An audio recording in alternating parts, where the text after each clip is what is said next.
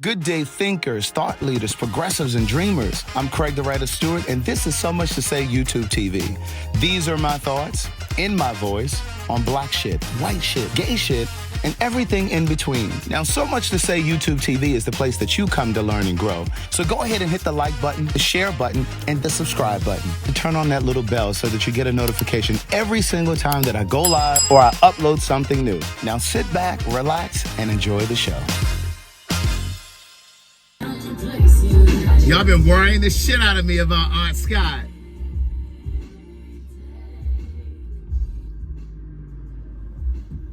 Good morning, Aunt Scott. Girl, there was a truck in front of me. He was coming down my street, and I was just like, if he don't fucking get out of the way. Good morning. So that required, it do it in 10 minutes. Right, exactly. They were behind you. They slowed you up for 10 Well, I had to unplug the car and stuff. Oh, and that took an extra 3 minutes.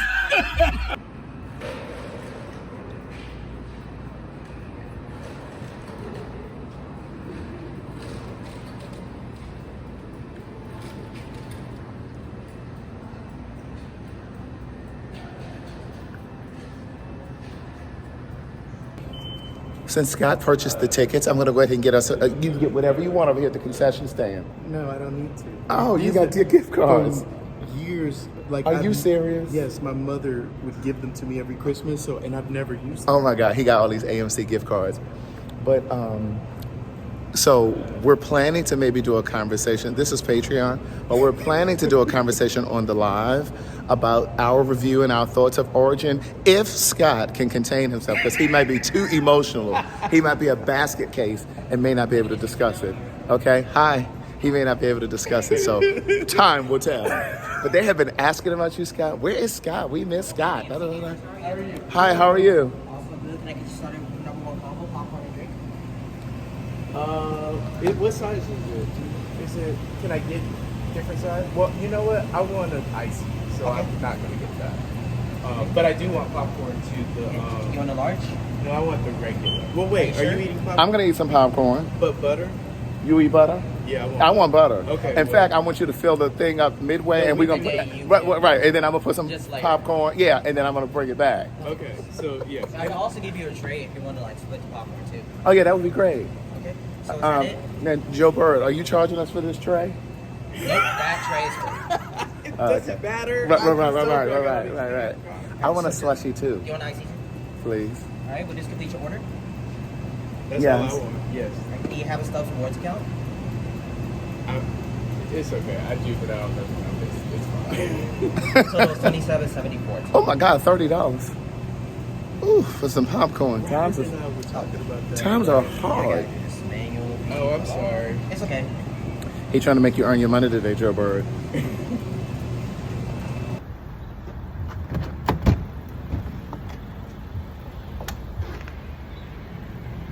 Top coming off. Right, pardon me. I made notes. Yes, I know. I had so many notes. There were so many things that I thought. Yeah.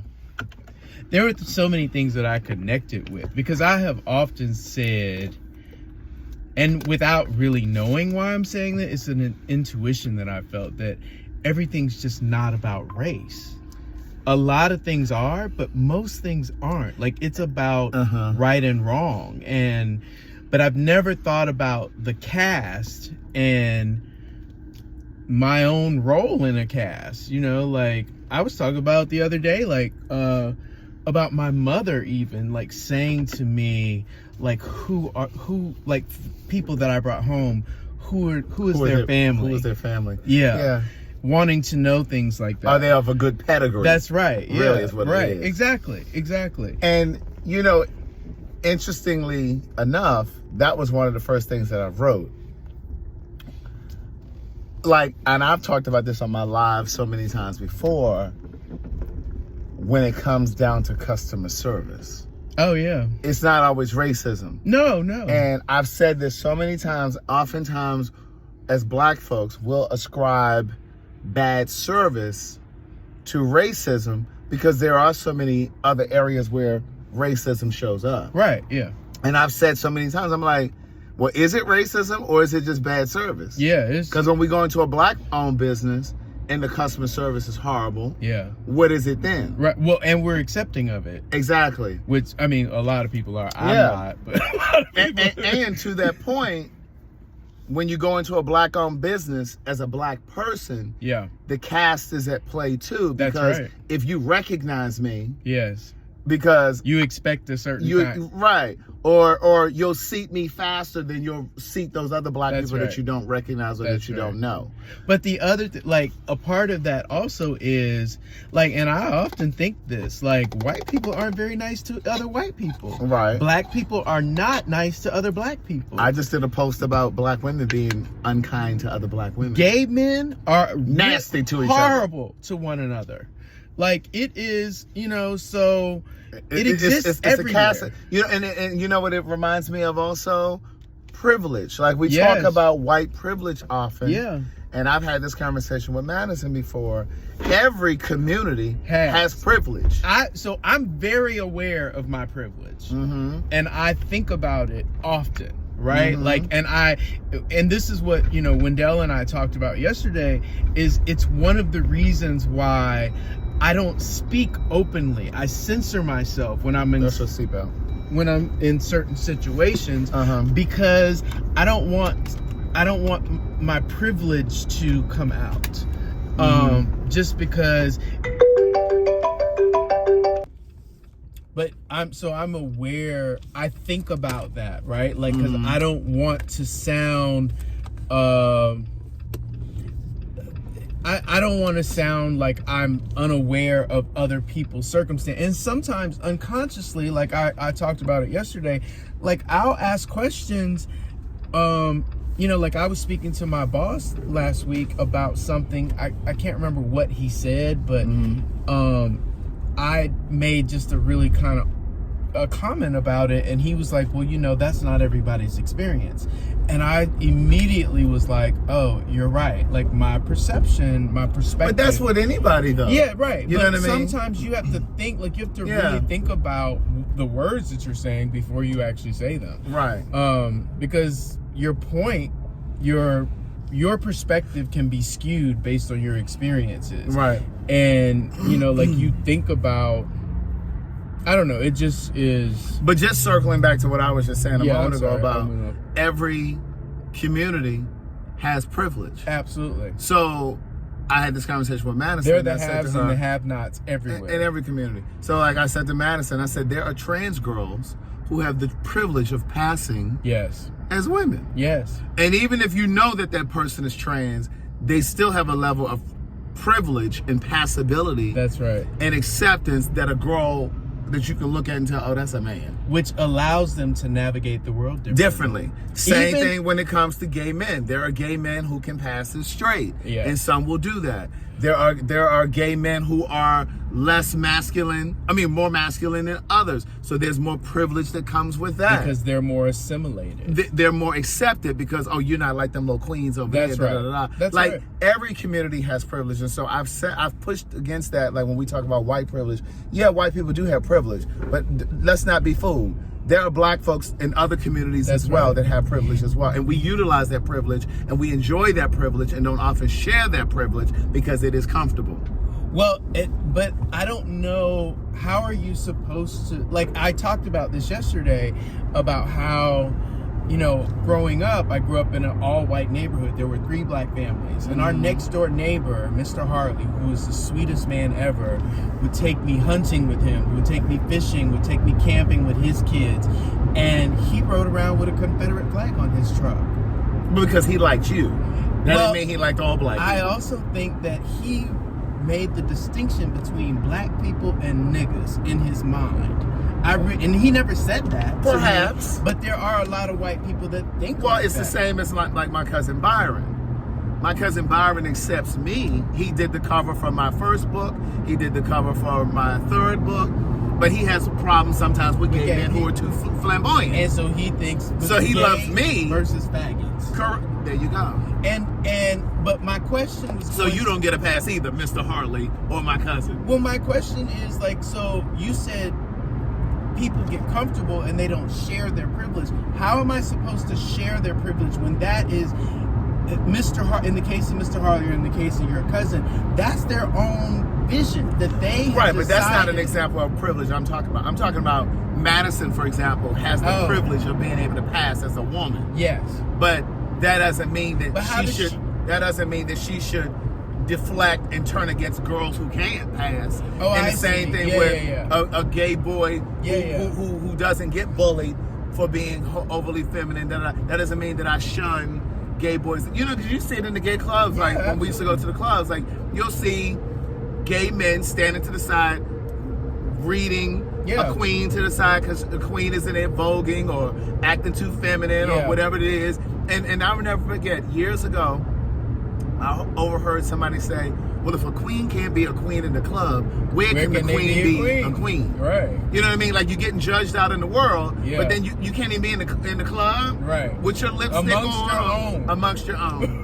You know, but then there's privilege in the black community as well. Going back to what you said about your mom, like those of us who are educated, who sometimes look down on those who are not. That's right. Those who have made it, so to speak, and you know, they made it out of the hood or whatever, and now all of a sudden you look at the black folks that still live in the ghetto in the hoods and you look down on them. Yeah. You know what I mean? So again, like there's all of this privilege around, but we don't often think about our privilege. We often think about the areas in which that we're kept out of, the spaces that we're kept out of.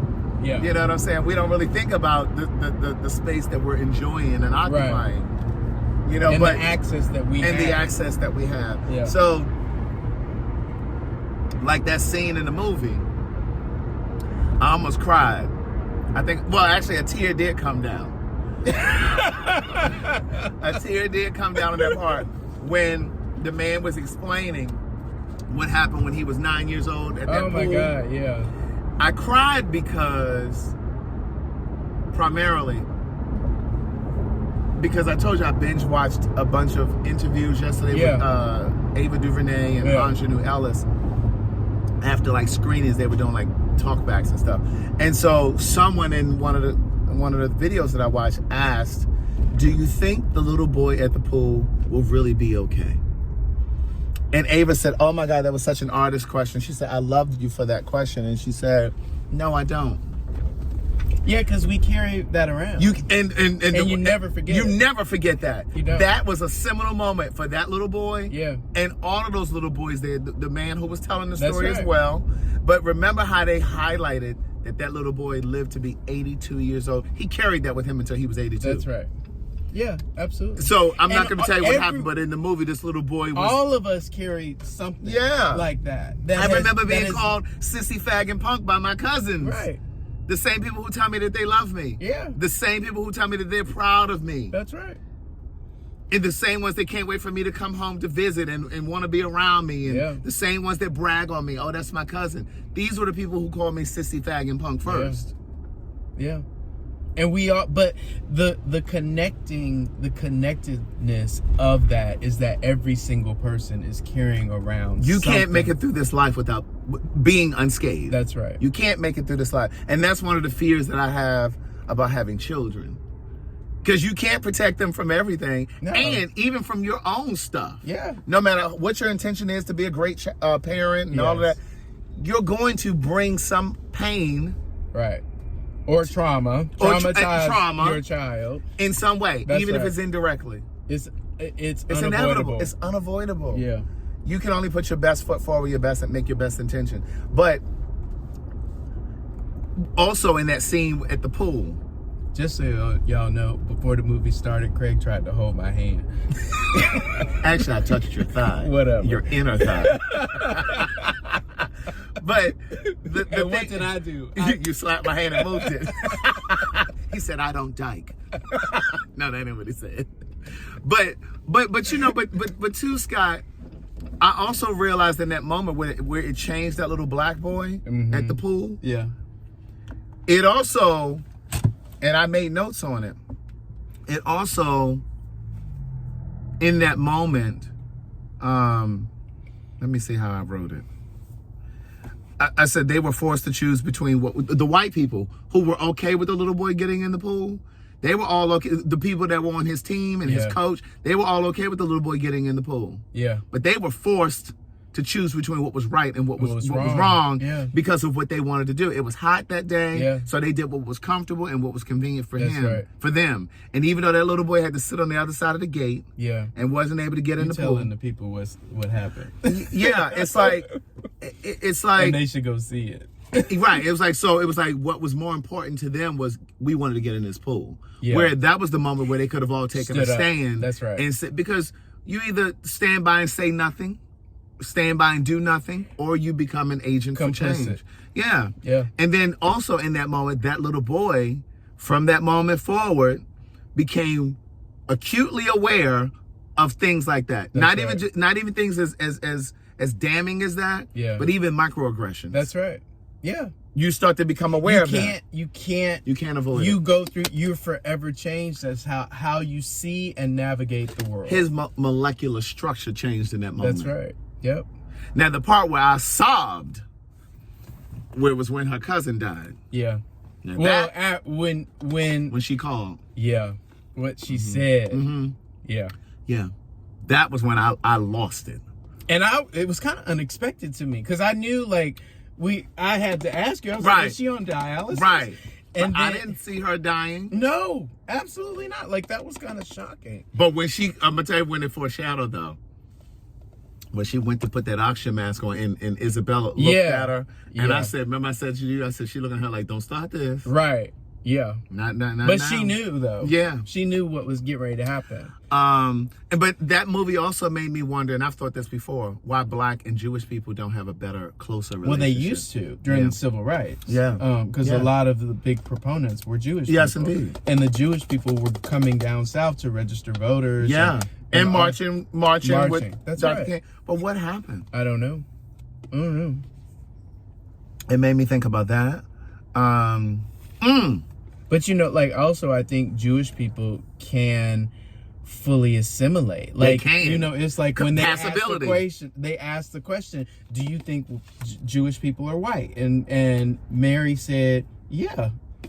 And so, that's how they have passability. That's right. Because they don't know, you don't know a person is Jewish unless they tell you. That's right. Or you look at their last name. Right. And even then you can't really tell. Always tell. That's right. But what I found fascinating too, with this whole debate about these Confederate statues and flags around this country. Yeah. And how white people say, well, that's just history and da-da-da. Right. No, that shit needs to come down. And And buildings should not be named after. in Germany. They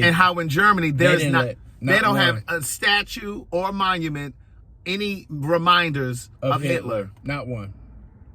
Not one. Because they understand what that means the to walk into power the power of that.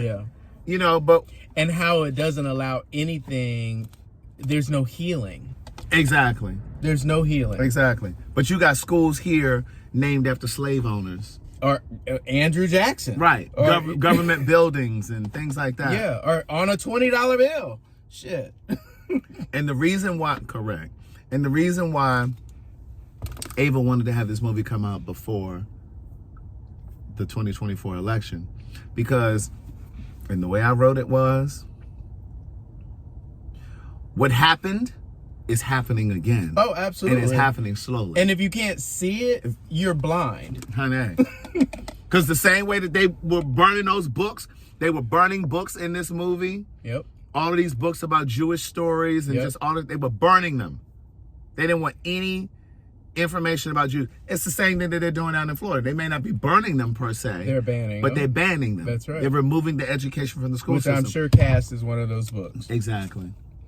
But I thought it was a great movie. It definitely made me think. I definitely would want to see it again. Ryan was like, oh, I couldn't see it again. I don't know why he felt like that, but...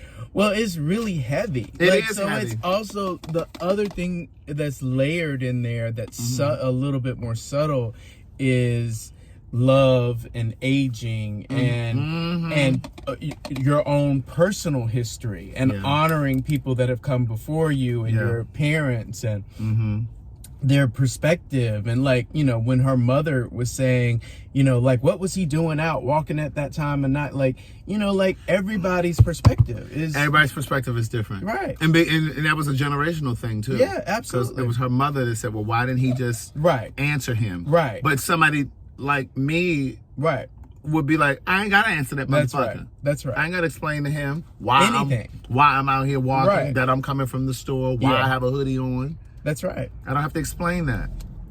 But then even a parent's perspective would be that just say what you need to say to get home. That's right. But still, just answer. Just answer. Like, when you really shouldn't have to. It's nobody's business. Particularly because he wasn't even a fucking police. Like, he is a self-appointed person just out here asking questions because you think you have the right to. And just like she said in the movie, here this Hispanic man, deputized, self-deputized, a black boy. He deputized a black boy in an all-white neighborhood, in a white neighborhood. And my thought is, because that same Hispanic man, had you been in the right white neighborhood, they would have been policing you. That's right. Yeah. And see, that kind of goes into this whole idea of close proximity. There are a lot of Hispanic people, Cuban people who desire to have, and Asian people, let's not forget, who desire to be in close proximity of white people because they want to be on that same level with them. They want to assimilate. And in their effort to do that, they sometimes try to, put us down on a lower, look down upon us. Because I experienced that a lot in California. I had to let a few of them Hispanics out there know. Because them Hispanics, and some of them in California, almost feel like they enjoy the same privilege as white people. Too. Because I used to, one of my first jobs, I used to work in the House of Representatives in the state of Florida, and I used to have to deliver the legislative stuff to all of these, the representatives. And every time I would go into the Cuban caucus, was just what I heard the Cubans are something down there in Florida. All of them were blonde, blue-eyed, but they were Cuban. They were speaking, and they all were Republican. That is so fascinating. All of them. And it's just like, girl, you really think those people? It's like Anna Navarro on The View. I enjoy her commentary. A lot of what she says, I agree with. And Sonny, I believe, said to her one day I was watching. She said, "It just really baffles me that you are a Republican." Because you are not even their base.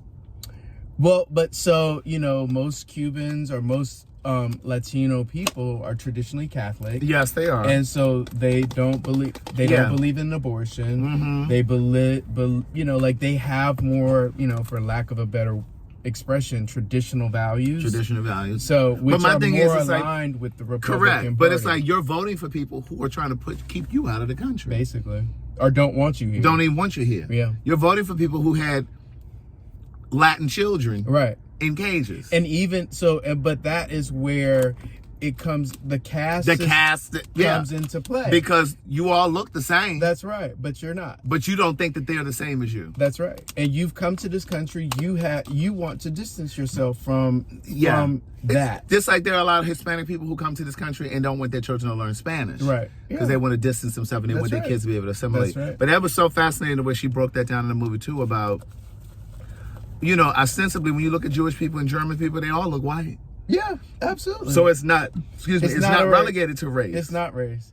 Or even the Indian, like they're all brown untouchables. People. Right. Yeah, they're all brown people in India. Right. But you got people over there who are just completely subservient. But then and I know she only looked at Germany, India, and the United States, but even if you go further over into Asia, Filipinos are like the black people in Asian culture. Yeah. They're they're considered the bottom of the barrel. Right. Filipino people. Well, you know, but to me, again, like, we can sit right here and look at black people. Yeah. So, you know, we subscribe to that consciously or unconsciously or subconsciously. We subscribe to that. Skin color. Oh. She's, socioeconomic status. She's Creole. Right. Okay, but she's still black. Hair texture. Right. And when I lived in California, I dated a guy who was from El Salvador. Mm-hmm. They do not like to be confused with Mexicans. Oh, they look down on Mexicans. Well, and it's like, well, y'all all look the same. Look, in terms of skin color. confuse a Mexican with a Puerto Rican. Correct. And see what happens. And that's what I'm saying. It's just like, what? Right. Yeah. Again, so. Yeah, it's crazy. What is that noise? Right. But definitely go and see it if you want to see it. Yeah, I would definitely. And if go you see don't want to see it, and you think someone else needs to see it, which I think it should, visit Seat16, SEAT16.com, Seat16.com, and you can purchase a ticket or tickets, and then they'll donate those tickets to 16-year-olds around the world because they're trying to get as many 16-year-olds to see the movie as possible. There you have it. Good day, thinkers, thought leaders, progressives, and dreamers. I'm Craig the Writer Stewart, and I'm inviting you to join my Patreon. Don't know what a Patreon is? It's my official video diary with only exclusive content that you won't see anyplace else. It's easy to join. Just visit patreon.com/Craig the Writer Stewart. Here's what you'll find on my Patreon. A day in my life, whether that's dinner with friends or a typical workday. Live Q&As with members of my Patreon about each episode of the T.S. Madison Experience and what I was really thinking. I'll even bring you on vacation with me. The video will make you think that you were right there. And last but not least, for all of my aspiring writers, I give you first-hand, one-on-one, personalized attention, answering all of your questions about publishing and self-publishing. So what are you waiting for? Join now. Swipe up or visit www.patreon.com/Craig the Writer Stewart. I'll see you soon. Oh, and one more thing. Don't forget to subscribe to my YouTube channel. That's youtube.com/Craig the Writer. Do it now.